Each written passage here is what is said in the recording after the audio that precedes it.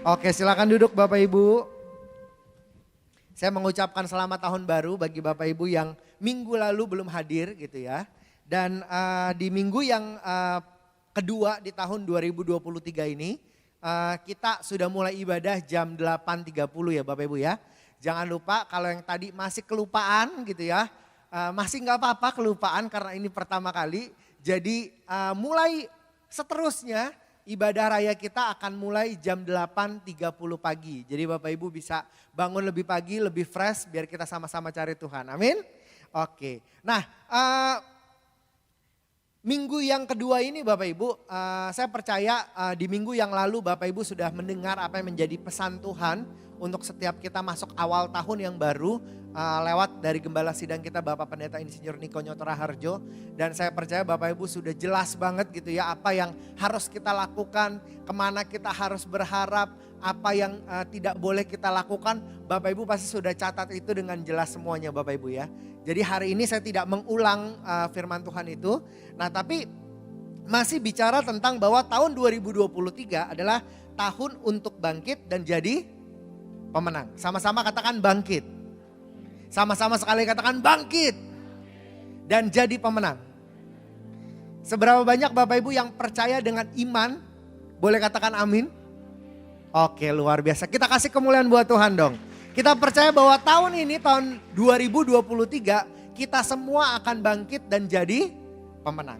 Oke, nah tapi seperti yang Gembala Sidang kita sharingkan juga, seperti yang Bapak Ibu tahu bahwa tahun 2023 secara ekonomi outlook gitu ya, secara penglihatan dari segi ekonomi, dari segi keadaan dunia, dari currency, dari stok saham gitu ya. Kira-kira kalau menurut para pakar-pakar yang ada, itu akan jadi lebih baik atau menjadi lebih tidak baik Bapak Ibu?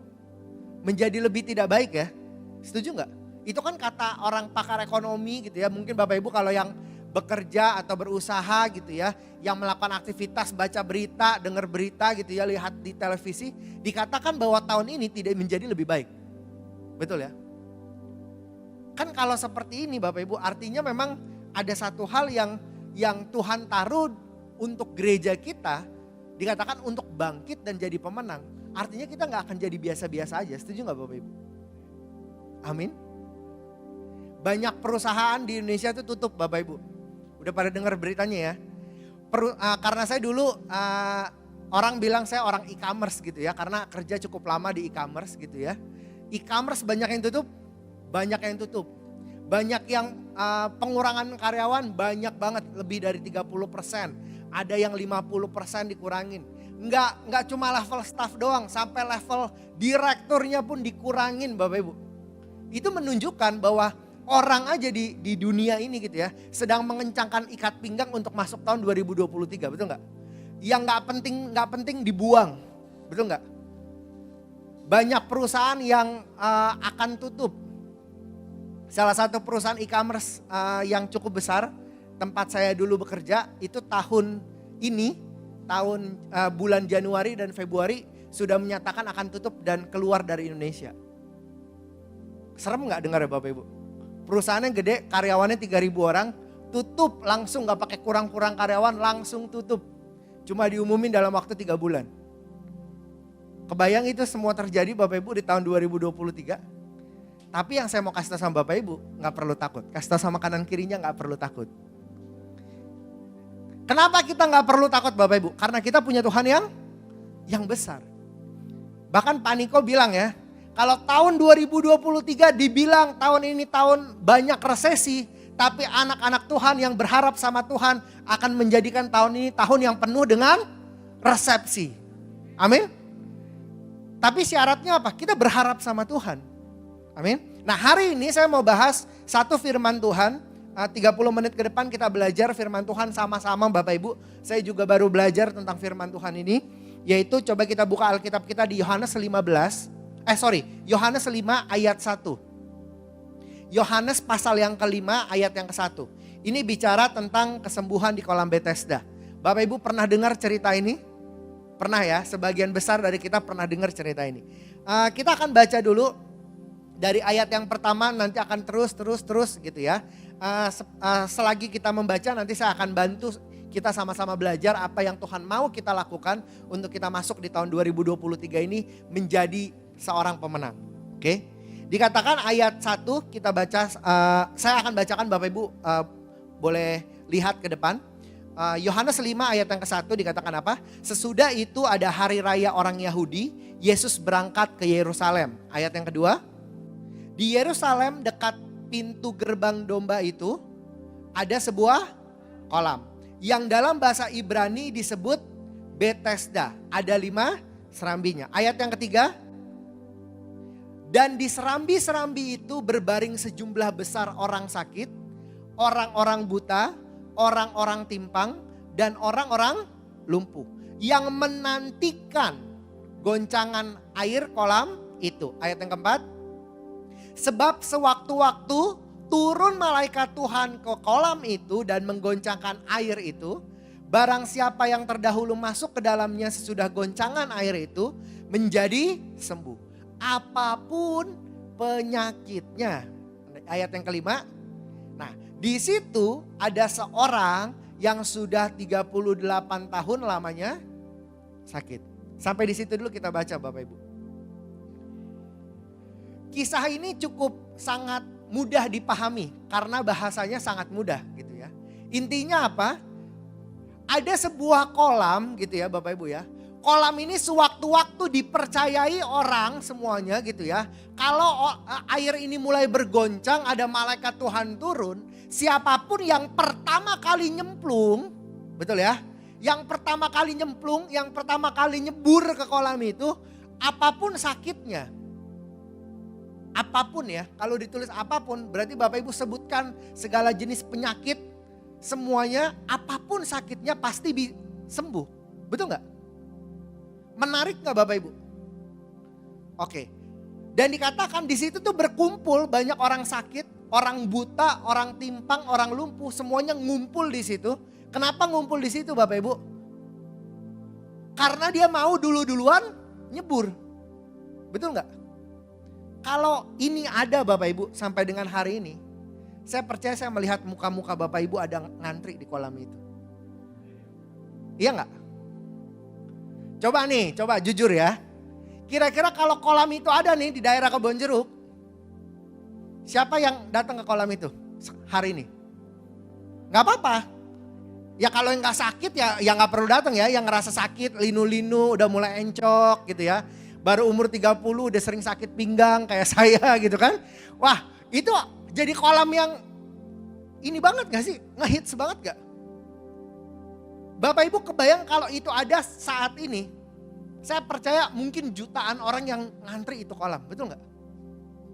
Kenapa? Karena sangat mudah. Syaratnya apa? Dulu-duluan nyemplung.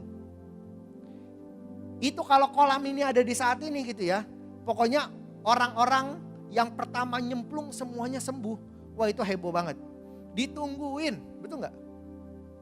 Dari ayat yang kita baca, dikatakan apa? Di situ ada seorang yang sudah 38 tahun lamanya sakit. Di Alkitab gak bilang dia nunggu 38 tahun ya. Oke. Tapi dia udah sakit berapa lama? 38 tahun. Di Alkitab gak tulis dia nunggunya udah setahun, 2 tahun, 3 tahun, atau jangan-jangan memang udah puluhan tahun gak tertulis ya. Tapi yang menarik adalah semua orang yang ada di dalam, semua orang yang ada di pinggir kolam itu Bapak Ibu. Setuju gak? Mereka itu sedang menunggu, sama-sama katakan menunggu. Menunggu apa? Menunggu adanya air itu goncang, nyemplung duluan. Sesimpel itu. Apa yang mereka akan lakukan Bapak Ibu di pinggir kolam itu? Kira-kira nih ada ratusan ribuan orang nunggu di situ. Apa yang mereka lakukan Bapak Ibu? Mereka akan mikir caranya bagaimana kalau itu air bergejolak, itu air bergoncang, dia duluan yang masuk. Betul gak? Semua cara akan dihalalkan gak Bapak Ibu? Saya mau nanya nih, kalau ada Bapak Ibu di situ, Bapak Ibu otak liciknya keluar gak? Keluar semua otak liciknya, betul gak? Pasti keluar, gak mungkin gak. Apalagi muka-muka Bapak Ibu pinter-pinter. Itu sebelah kanan, sebelah kirinya pakai gini. mau temen kek, mau teman segereja, mau teman sekul. Ini masalah apa? Sembuh gak sembuh. Betul gak? Mau ada yang lebih sakit kek, mau enggak kek, pokoknya gue yang harus sembuh. Setuju gak? Orang-orang yang ada di pinggir kolam ini, Bapak Ibu, percayalah situasinya gak akan kondusif. Betul gak? Ada banyak orang pasti saling sikut, egois, punya kepentingan sendiri. Itu pasti terjadi saat itu. Makanya orang ini 38 tahun lamanya sakit, gak sembuh-sembuh. Karena gak kebagian, antriannya gak ada di situ. Gak mungkin ada antrian, Bapak Ibu, percayalah. Kalau ada antrian pasti ada orang dalam. Gak mungkin gitu ya.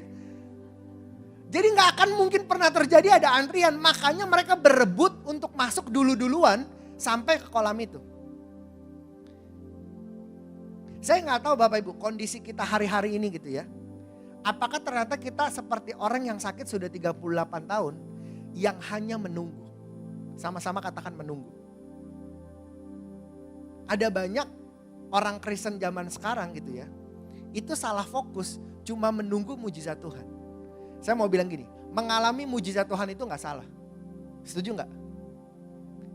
Oke nih, kita masuk tahun 2023, tahunnya apa? Tahun untuk bangkit dan jadi pemenang. Tapi kalau Bapak Ibu diam dan menunggu sampai akhir tahun untuk jadi pemenang, itu salah. Setuju gak? Ada kebanyakan orang Kristen zaman sekarang itu katanya mengalir aja. Karena COVID ini gak perlu lagi pandemi, masa lagi gak tentu, kita mengalir aja. Apakah itu menjadi orang Kristen yang bijaksana Bapak Ibu? Cuma mengalir doang? Tanpa berusaha? Saya mau bilang Tuhan gak mengajarkan kita cuma buat menunggu, setuju gak? Beda sama ngomongin tentang kesetiaan. Orang yang setia itu bukan cuma orang yang nunggu duduk diem, setuju gak? Dia melakukan apa yang terbaik yang bisa dilakukan. Saya suka bilang sama anak-anak muda gitu ya di tempat ini, saya bilang begini. Kalau sama anak youth, saya bilang gini, hanya orang bodoh yang berharap melakukan hal yang sama, mendapatkan hasil yang berbeda. Setuju gak Bapak Ibu? Jadi kalau misalkan tahun lalu gitu ya, sudah melakukan tidak berhasil, coba tanya sama Tuhan, apa yang harus kita lakukan dan apa yang harus kita perbaiki di tahun ini, biar dapat hasilnya lebih maksimal. Amin. Hanya orang-orang yang gak bijaksana, hanya orang-orang yang bodoh, yang melakukan hal yang sama tapi berharap hasil yang berbeda. Kalau kita mau bangkit, kalau kita mau jadi pemenang, kita gak bisa cuma nunggu doang. Yang mengerti katakan amin. Kan orang ini Bapak Ibu, semua orang yang di dalam kolam ini itu cuma nunggu doang loh. Saya gak tahu berapa banyak atau berapa kali air itu bergejolak, gak ditulis ya. Kalau ternyata itu cuma terjadi sekali doang dan akhirnya jadi kepercayaan orang-orang, dia berharap sesuatu yang gak pasti gak? Orang yang udah nunggu di pinggir kolam itu, saya percaya dia gak ngapa-ngapain, setuju gak? Cuma nunggu doang, melototin itu air, kapan itu air bergejolak. Kita jadi orang Kristen yang mau bangkit dan jadi pemenang tahun ini, kita gak bisa nunggu, amin. Coba dilirik kanan kirinya bilang gini, jangan cuma nunggu ya.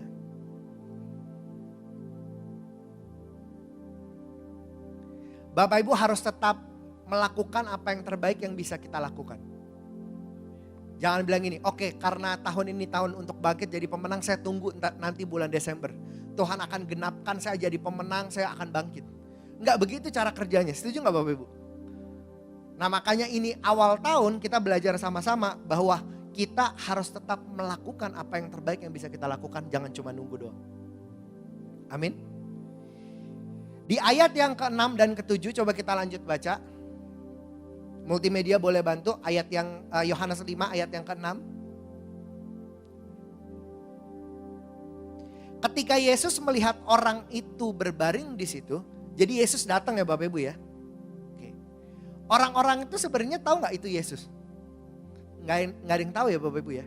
Dikatakan ketika Yesus melihat orang itu berbaring di situ, karena ia tahu bahwa ia orang sakit ini nih yang udah 38 tahun telah lama dalam keadaan itu, berkatalah ia kepadanya, maukah engkau sembuh?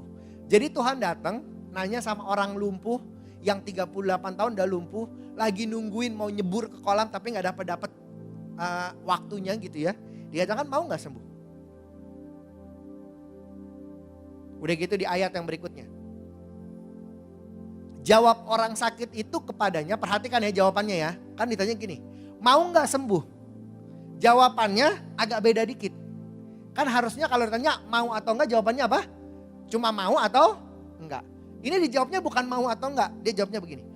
Tuhan, tidak ada orang yang menurunkan aku ke dalam kolam itu apabila airnya mulai goncang. Dan sementara aku menuju ke kolam itu, orang lain sudah turun mendahului aku. Bapak Ibu pahami gini, konteks obrolan ini agak beda. Jadi ada seorang yang orang lumpuh ini gak kenal, cuma nanya gini, lu mau sembuh? Orang lumpuh ini bukan jawab gini. Di dalam pikiran orang lumpuh ini, perhatikan ya. Di dalam pikiran orang lumpuh ini 100% maksudnya orang Yesus ini nanya, itu cuma nanya gini, oh lu mau sembuh.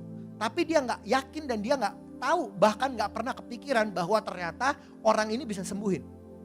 Setuju gak? Itu beda konteks. Makanya dijawabnya apa?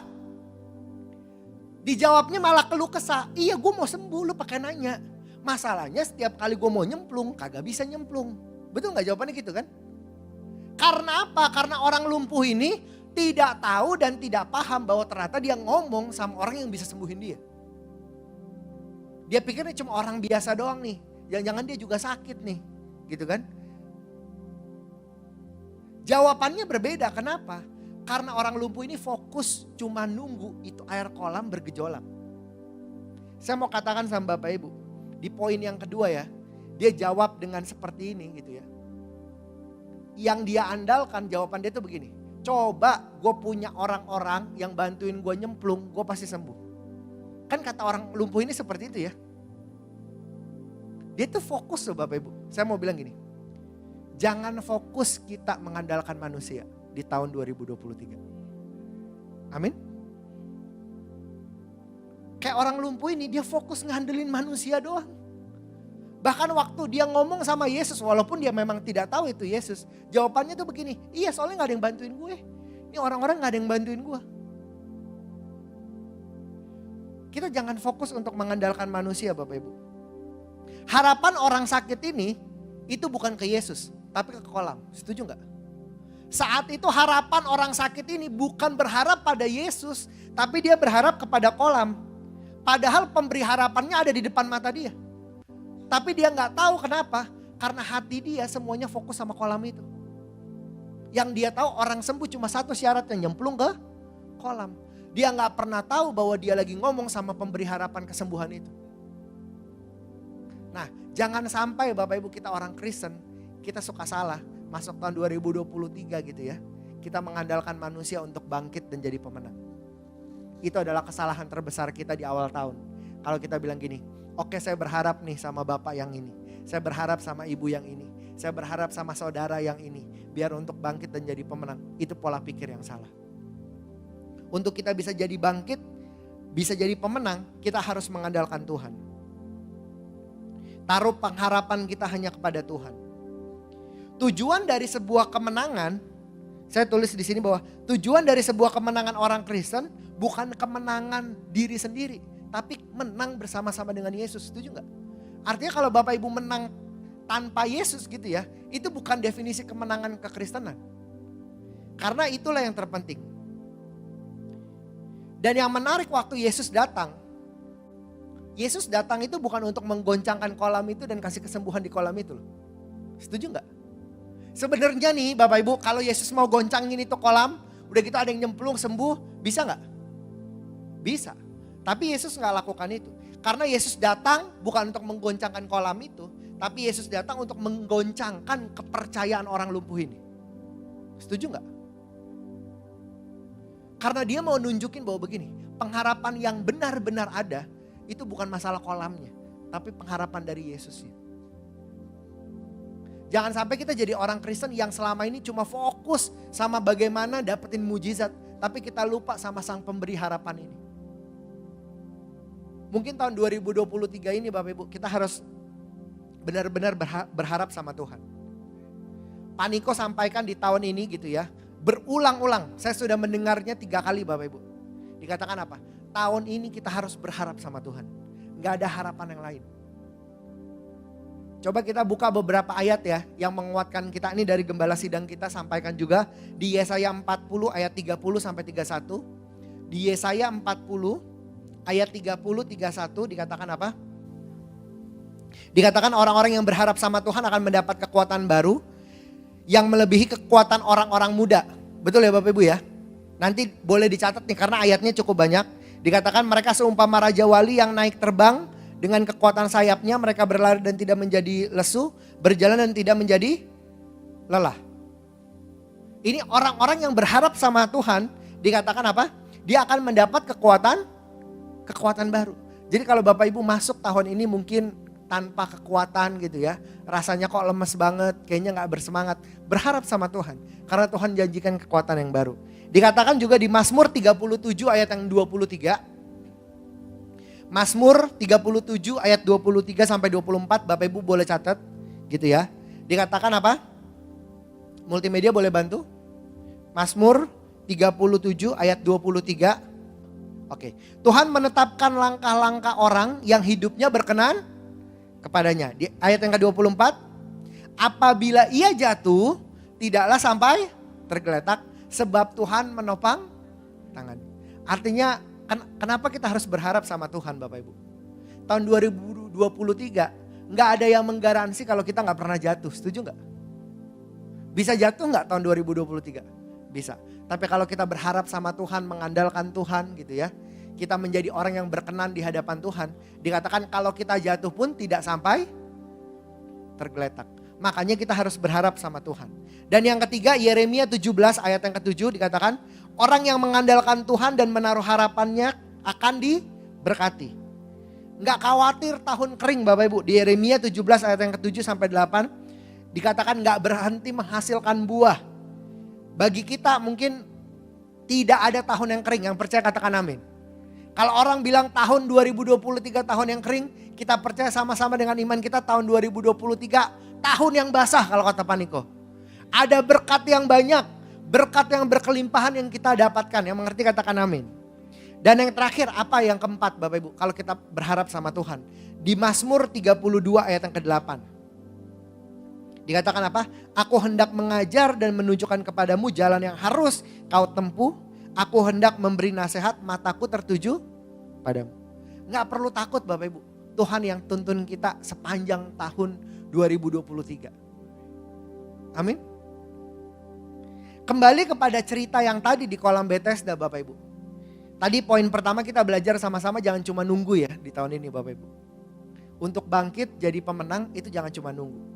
Yang kedua tadi kita belajar apa? Jangan mengandalkan manusia. Kita harus benar-benar berharap sama Tuhan. Benar-benar berharap sama Tuhan Bapak Ibu. Karena tahun ini Bapak Ibu, kita mungkin akan mengalami banyak hal-hal yang kebingungan.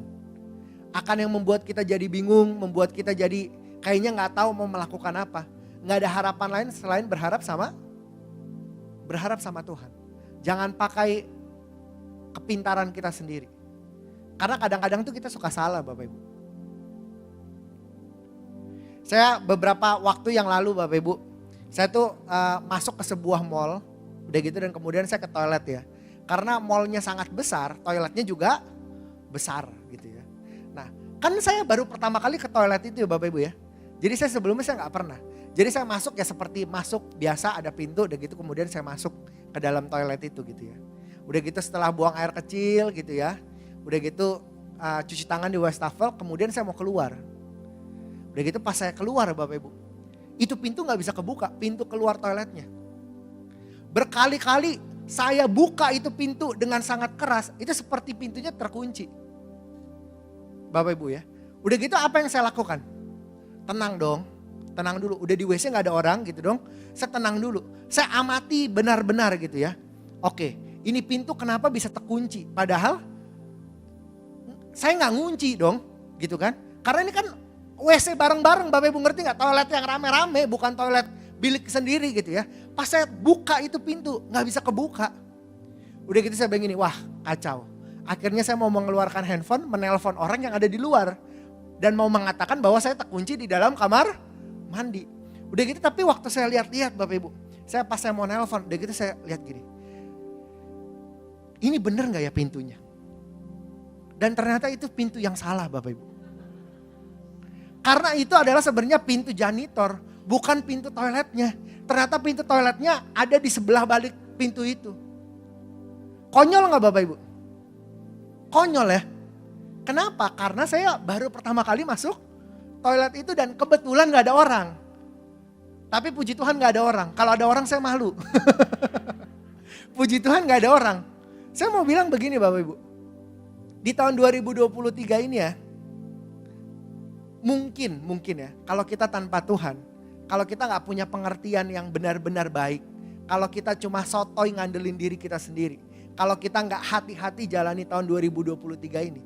Bisa-bisa kita suka salah pintu loh. Betul gak? Kalau sampai kita salah pintu. Ada dua hal yang terjadi. Kalau itu pintu kebuka kita salah tujuan. Kalau pintu itu tidak terbuka. Kita buang-buang waktu kita. Setuju gak? Makanya kita butuh Tuhan. Saya percaya Bapak Ibu, kalau waktu saya di toilet itu benar-benar kekeh doang, nggak introspeksi diri gitu ya. Saya gedor-gedor itu pintu saya dobrak, malu nggak Bapak Ibu? Malu nggak coba? Yang saya dobrak ternyata pintunya salah, bukan pintu keluar, padahal pintu keluarnya mah ada. Kita jangan sampai seperti itu Bapak Ibu ya. Mungkin dengernya lucu gitu ya, tapi kalau terjadi dalam kehidupan kita, kita salah pintu karena sotoinya kita tanpa kita mengandalkan Tuhan, itu bisa berabe loh. Coba disenggol kanan kirinya bilang gini, jangan sampai salah pintu ya. Malu-maluin bilang. Artinya kita benar-benar butuh arahan dan tujuan dari Tuhan yang benar-benar. Oke. Udah gitu kemudian Bapak Ibu balik ke cerita bagaimana di kolam Bethesda ini. Ayat yang ke-8. Kata Yesus, walaupun jawabannya gak nyambung, perhatikan Bapak Ibu ya. Walaupun jawabannya gak nyambung karena orang ini masih berharap sama kolam. Tapi Tuhan tetap lakukan hal ini. Dikatakan kata Yesus kepadanya, bangunlah, angkatlah tilammu dan berjalanlah. Dan puji Tuhan berjalan Bapak Ibu. Berjalan. Karena apa? Karena sang pemberi harapan ini Bapak Ibu ada di situ. Saya mau bilang sebenarnya Bapak Ibu ya, Tuhan bisa gak lakukan semua hal? Bisa, pasti bisa, gak mungkin gak bisa. Bahkan waktu tidak ada kepercayaan dari orang ini kan orang ini gak percaya ya Bapak Ibu ya. Bahwa ternyata Yesus ini sang pemberi harapan dan kesembuhan itu. Dia gak percaya, tapi Tuhan tetap lakukan. Karena apa? Karena kasihnya Tuhan itu begitu besar sama kehidupan kita. Pernah gak Bapak Ibu berasa begini? Kok kayaknya saya nih suka kurang ajar sama Tuhan. Gak lakukan firman Tuhan. Persembahan aja jarang ngasih. Ke gereja aja gak pernah. Perpuluhan aja di korting. Potong PPN gitu kan. Macem-macem gitu ya. Tapi kok Tuhan tetap baik ya sama kita? Sering mikir itu? Kalau saya jujur saya sering memikir seperti itu. Padahal saya gak melakukan hal yang maksimal kok. Tapi berkatnya kok maksimal dari Tuhan. Kenapa? Karena dia itu benar-benar Allah yang sangat-sangat baik dalam kehidupan kita. Termasuk dalam kehidupan orang ini. Makanya disembuhkan. Dan di ayat yang ke-14, saya langsung potong ya biar agak cepat ya. Di ayat yang ke-14. Kemudian Yesus bertemu dengan dia di bait Allah lalu berkata kepadanya orang sakit ini ya. Ini pesan yang terakhir dari Yesus, ini pesan yang penting. Dikatakan apa? Engkau telah sembuh, jangan berbuat dosa lagi, supaya padamu jangan terjadi yang lebih buruk. Ini pesannya menohok ya. Jadi Tuhan bilang, ini lu bertobat lu ya. Jangan sampai lu udah sembuh, lu gak bertobat, terjadi yang lebih buruk. Ini kan pesan buat setiap kita juga Bapak Ibu ya. Masuk tahun 2023, jangan berbuat dosa lagi. Sama-sama pegang dadanya, bilang gini, bertobat. Sama-sama ya, saya juga ya, kita bertobat sama-sama. Jangan tepuk sebelahnya, gak perlu ya, berantem nanti ya. Apalagi suami istri gak usah ya, diri sendiri dulu bertobat ya. Jadi kita sama-sama bertobat. Apa sih yang sebenarnya perlu kita introspeksi? Semuanya Bapak Ibu. Bagaimana kita menjalankan pekerjaan kita, bagaimana kita usaha, bagaimana kita berkeluarga, bagaimana kita jadi seorang anak, bagaimana kita jadi seorang bapak, bagaimana kita melayani, betul gak? Semuanya perlu kita introspeksi. Saya itu sering berdoa kalau pagi-pagi Bapak Ibu ya. Saya selalu berdoanya begini, Tuhan biar apa yang saya lakukan hari ini itu semuanya berkenan di hadapan Tuhan. Apa yang tangan saya lakukan itu berkenan di hadapan Tuhan. Kemana kaki saya melangkah itu adalah tempat yang emang Tuhan ingin saya tuju. Apa yang mata saya lihat berkenan di hadapan Tuhan. Apa yang mulut saya keluarkan kata-katanya itu berkenan di hadapan Tuhan. Apa yang saya dengar itu biar berkenan di hadapan Tuhan. Apa yang timbul di hati saya, apa yang timbul di pikiran saya itu biar berkenan di hadapan Tuhan. Harusnya Bapak Ibu ya, coba kita sama-sama selalu memikirkan hal ini. Benar gak apa yang keluar dari mulut kita, apa yang kita dengar. Apa yang kita dengar tuh penting ya Bapak Ibu ya. Jangan dengernya cuma gosip doang gitu kan. Ngomongin orang doang gitu kan. Atau dengernya berita-berita yang gak baik doang gitu kan. Biar apapun yang kita lihat dengan mata kita, apa yang timbul hati kita, apa yang di dalam pikiran kita tuh semuanya berkenan di hadapan Tuhan. Sehingga waktu kita masuk di tahun 2023 ini Bapak Ibu. Saya percaya visi ini tuh bukan cuma sekedar tagline biar ada tema aja di gereja, bukan ya. Tahun ini adalah tahun untuk bangkit dan jadi pemenang. Kalau hari-hari ini mungkin kebanyakan dari kita mungkin Bapak Ibu, kita seperti orang lumpuh ini 38 tahun. Kita menanti-nantikan mujizat. Saya gak tahu pergumulan Bapak Ibu seperti apa hari-hari ini gitu ya. Saya percaya muka-muka Bapak Ibu butuh mujizat. Amin. Kelihatan dari mukanya butuh mujizat. Nah karena kalau kita berharap sama Tuhan Bapak Ibu. Saya percaya kok tahun ini kita keluar sebagai pemenang sama-sama Tuhan. Yang penting kita lakukan itu. Yang pertama tadi jangan cuma nunggu. Oke. Yang kedua apa? Mengandalkan Tuhan, berharap cuma sama Tuhan. Jangan mengandalkan manusia doang. Dan yang ketiga apa tadi? Jangan berbuat dosa lagi. Kita introspeksi diri kita sama-sama. Yang mengerti katakan yes. Saya boleh undang pemain keyboard dulu maju ke depan. Saya mau nanya sama Bapak Ibu. Ini renungan di minggu yang kedua gitu ya sebelum kita masuk perjamuan kudus. Kan tadi sudah dengar firman Tuhan gitu ya. Bagaimana Tuhan sampaikan sama-sama kita untuk kita belajar. Yang pertanyaan saya adalah begini.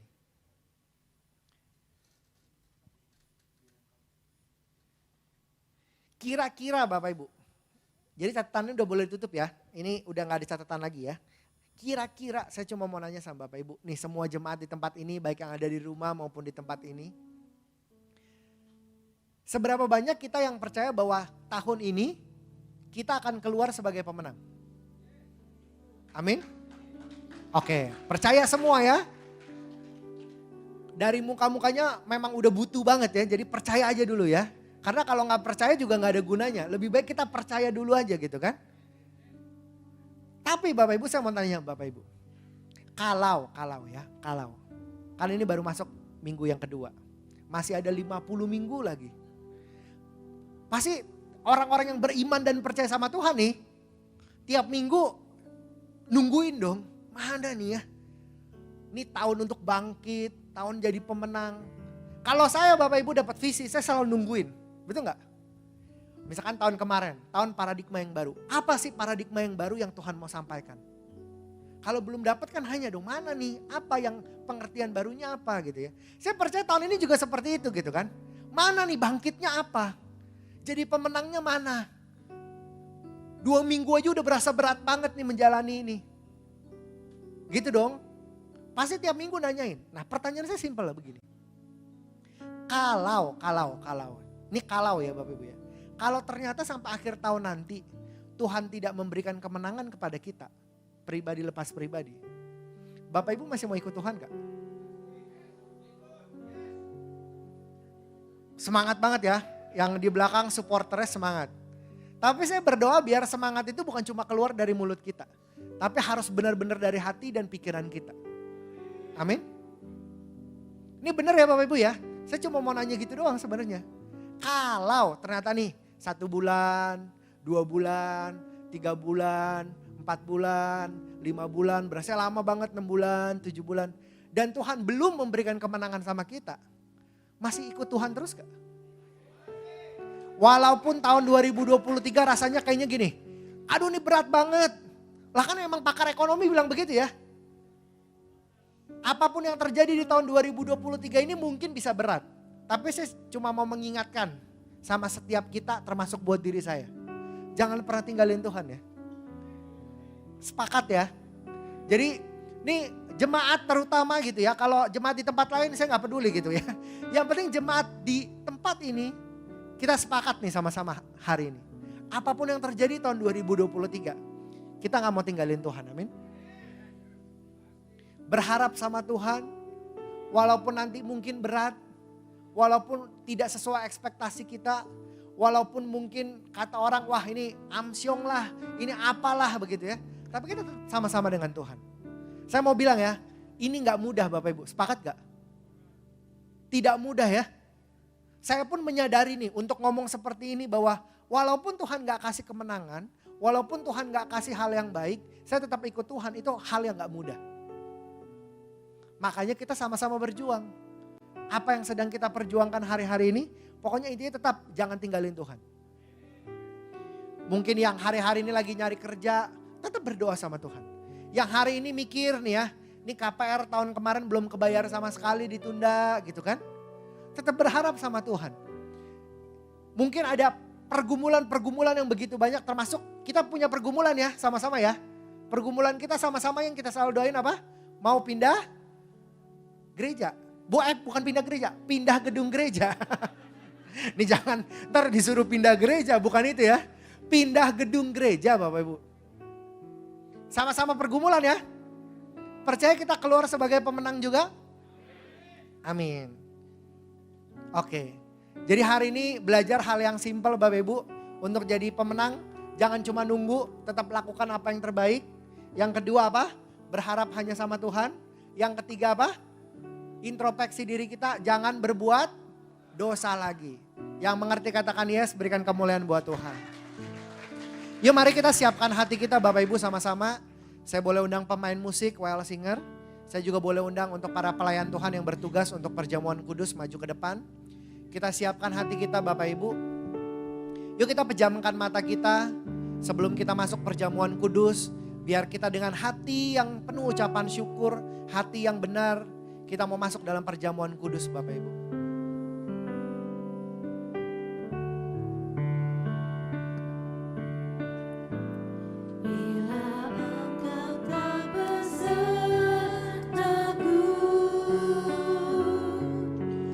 Ku tak mau berjalan,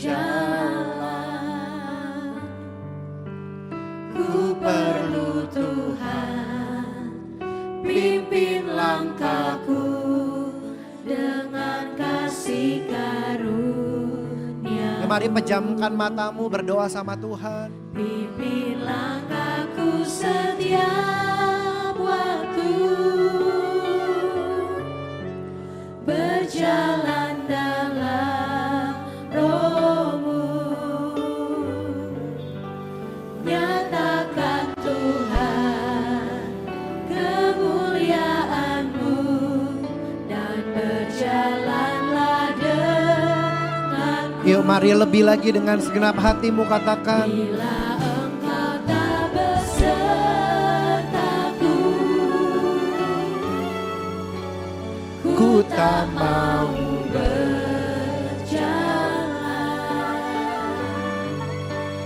Ku perlu Tuhan, pimpin langkahku dengan kasih karunia-Mu. Pimpin langkahku setiap waktu. Yes Tuhan. Berjalan dalam Roh-Mu, nyatakan Tuhan kemuliaan-Mu, dan berjalanlah denganku. Biar musik saja nyanyikan lagu ini. Yuk berdoa Bapak Ibu, berdoa di tempat kita duduk saat ini. Biar sebelum kita masuk perjamuan kudus ini, kita introspeksi diri kita sama-sama. Apakah apa yang kita lakukan selama ini menyenangkan hati Tuhan? Tuhan ampuni kami ya Tuhan kalau kami banyak salah sama Tuhan. Ampuni pikiran kami yang najis. Ampuni perbuatan kami yang gak berkenan di hadapan Tuhan. Ampuni kami ya Tuhan.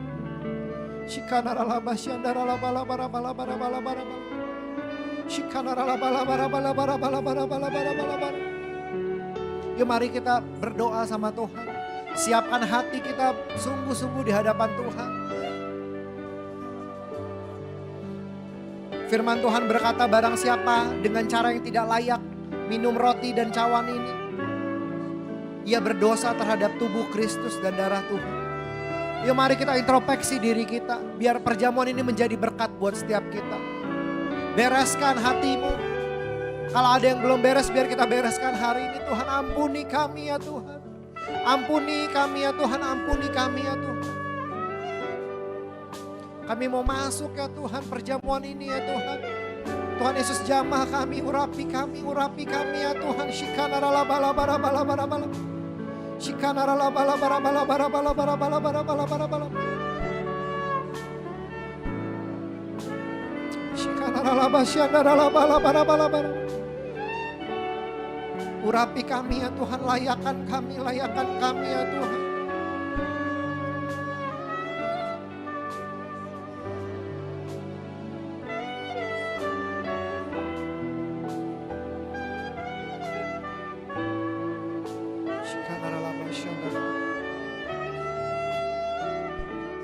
Terima kasih ya Tuhan, kami mau masuk perjamuan kudus ini dengan hati yang penuh dengan ucapan syukur ya Tuhan. Yuk mari para pelayan Tuhan boleh bagikan anggur dan roti. Bila Engkau tak besertaku,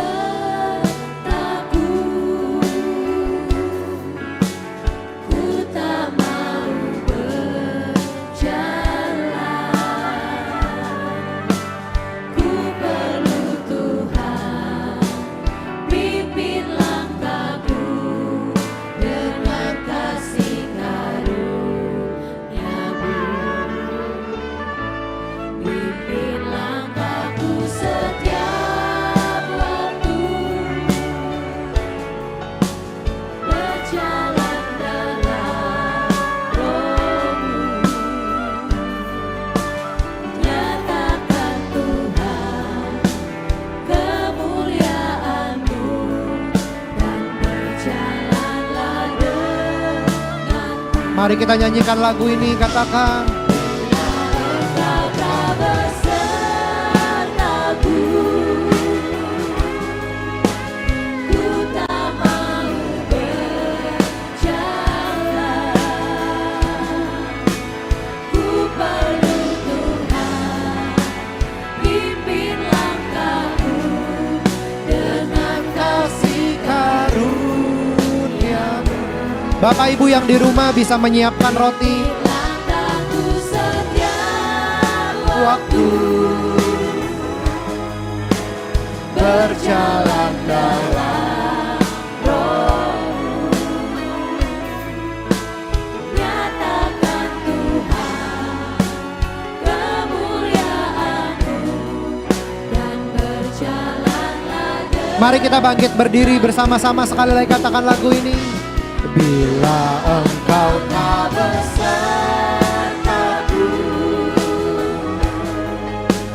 Ku tak mau berjalan.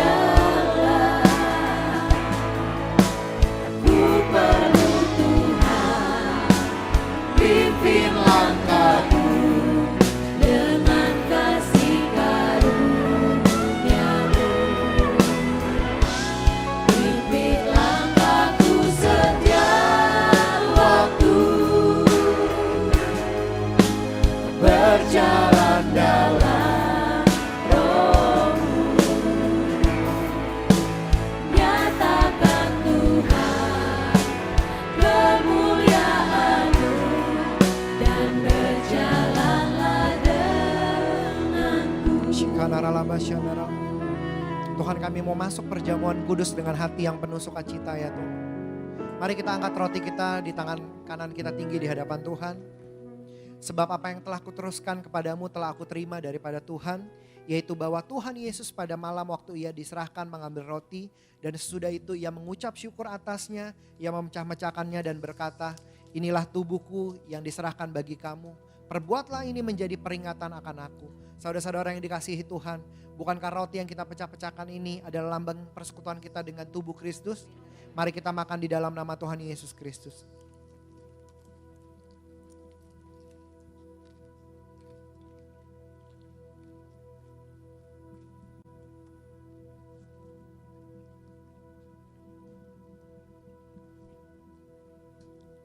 Mari kita angkat cawan kita tinggi di hadapan Tuhan. Demikian juga setelah ia makan, ia mengambil cawan. Lalu ia berkata, cawan ini adalah perjanjian baru yang dimateraikan oleh darahku. Perbuatlah ini setiap kali kamu meminumnya menjadi peringatan akan aku. Saudara-saudara yang dikasihi Tuhan, bukankah cawan yang pengucapan syukur atasnya kita ucapkan syukur adalah persekutuan kita dengan darah Kristus? Mari kita minum di dalam nama Tuhan Yesus Kristus. Mari kita jangan ada yang diam, kita mengucap syukur sama Tuhan.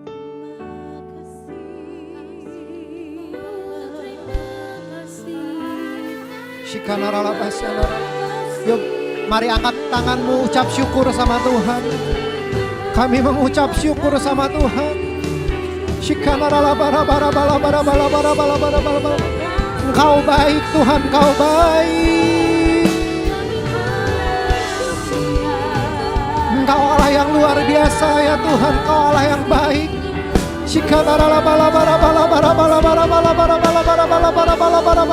Mari kita yang bisa berbahasa roh, kita berbahasa roh. Biar roh kita menyembah Tuhan.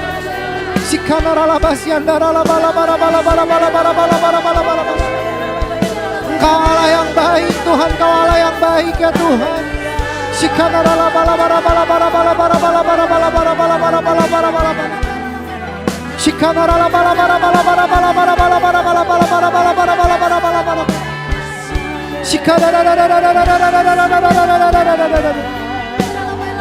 Kami percaya perjamuan ini memberkati kami ya Tuhan. Kami percaya perjamuan ini memberkati kami. Yang sakit disembuhkan di dalam nama Yesus. Yang berbeban berat Tuhan angkat dalam nama Yesus.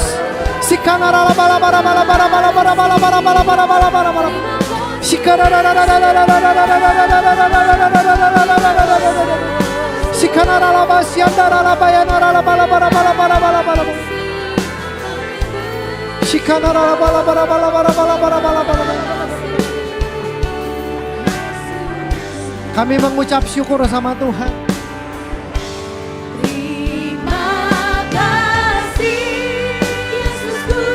Terima kasih Yesusku, puji syukur hanya bagi Tuhanku. Terima kasih Yesusku, terima kasih Yesusku, puji syukur hanya bagi. Mari sekali lagi katakan.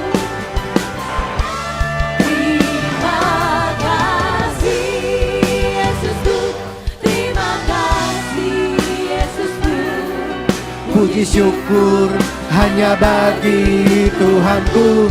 Terima kasih Yesusku, terima kasih Yesusku, puji syukur hanya bagi Tuhanku. Puji syukur hanya bagi Tuhanku. Sekali lagi katakan, puji syukur hanya bagi Tuhan. Berikan kemuliaan-Mu, sorakan haleluya.